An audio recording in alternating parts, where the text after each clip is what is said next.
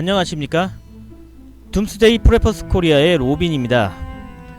이번 영상의 제목은 우리가 매일 마시는 생수로 인해 한국이 가라앉을 수도 있다 입니다. 한국인들이 매일 마시는 생수, 푹푹 찌는 여름에는 그 소비량이 배로 늘어납니다.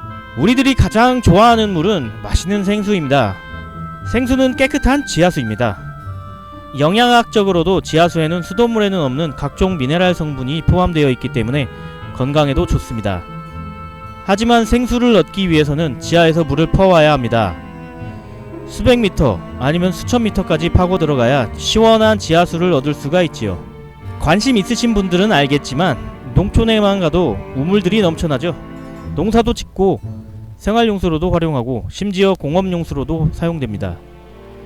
요즘 전국의 가뭄이 여름만 되면 계속되는 이유, 즉 하천 수위가 점점 낮아지는 이유도 이 지하수 남용과 관련이 큽니다. 지하수 수위가 내려가면 하천 수위도 낮아집니다. 지하수는 한정된 자원이기에 적당량을 취수해야 하지만 때에 따라 24시간 콸콸 뽑아내기도 하고 상수도가 설치된 가정에서도 사용료가 붙지 않는 지하수를 같이 쓰기도 합니다. 하지만 지하 깊은 곳에서부터 물을 많이 퍼내다 보면 물이 함유되어 있던 층의 토양이나 안반 사이에 빈 공극을 만들고 지하수 사용량이 많아질수록 빈 공극의 공간이 확대됩니다.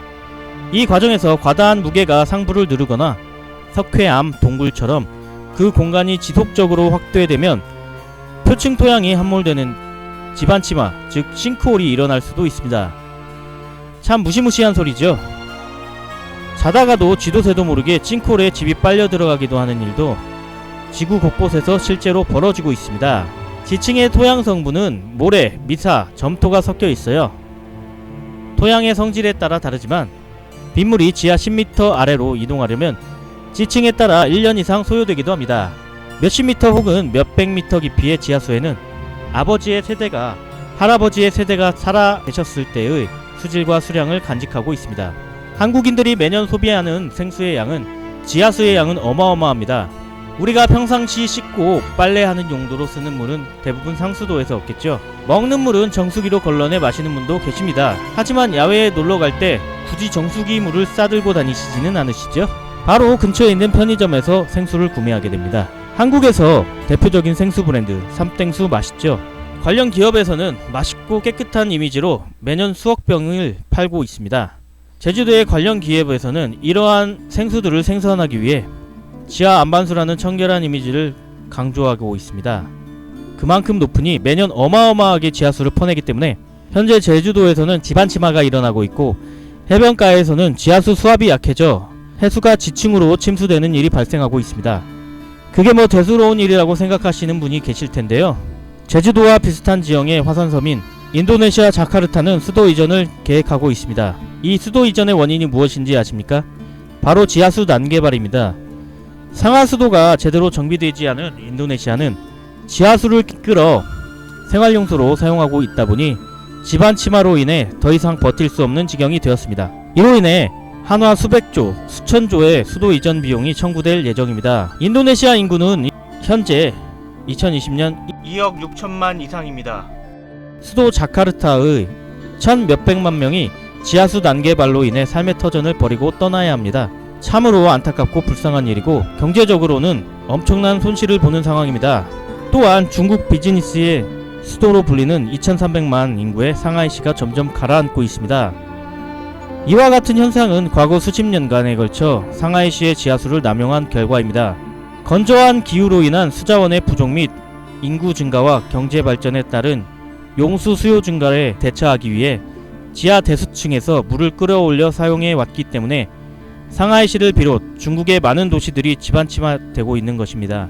그동안 행정당국은 지하수의 사용을 제한하고 황푸강과 양쯔강의 강물을 사용토록 해왔으나 19세기부터 지하수를 사용해 왔기 때문에 관련된 대책이 역부족인 상황입니다. 한 조사 결과에 따르면 상하이를 비롯 일부 도시의 지반이 지난 10년간 최고 35.5cm 침하되었습니다. 관련 전문가들은 적절한 대책이 마련되지 않으면 10년마다 0.9m씩 가라앉게 될 것이며 이로 인해 수질 오염 심화, 건물 붕괴, 홍수 등의 피해를 야기할 것이라고 내다보고 있습니다. 이에 상하이시는 지표수원 개발, 지하수 개발 및 사용 금지, 지하수 재충전 등의 대책을 추진하고 있습니다. 우리 한국인들도 지하수 난개발에 대한 대책을 세워야 합니다. 지하수 개발에 대한 법안을 상정하여 지역민들에게 계도함으로써 지하수 난개발을 막아야 합니다. 그렇지 않으면 한국도 수백만 명, 수천만 명의 삶의 터전을 잃고 떠나가야 할 수 있습니다. 생수보다는 수돗물을 끓여 마시든지 차를 마시도록 국가에서 캠페인을 벌여야 합니다. 지하수에 포함된 미네랄은 우리가 흔히 먹는 채소에도 포함되어 있으며 여러 종류의 차를 마심으로써도 섭취가 가능합니다. 한국은 물 부족 국가가 아닌 실제로는 물 관리 부족 국가입니다. 여름 장마철에 1년의 대부분의 강수량을 이용하지 못하고 바다로 흘러가게 내버려 두고 있는 셈이죠. 지하수의 수위가 낮아져서 집안 침하가 된다면 이러한 빗물들을 더욱 낭비하게 될 수도 있습니다. 앞으로 더 체계적인 물관리를 위해 국가적 대책이 마련되어야 한다고 봅니다. 이상 둠스데이 프레퍼스 코리아의 로빈이었습니다.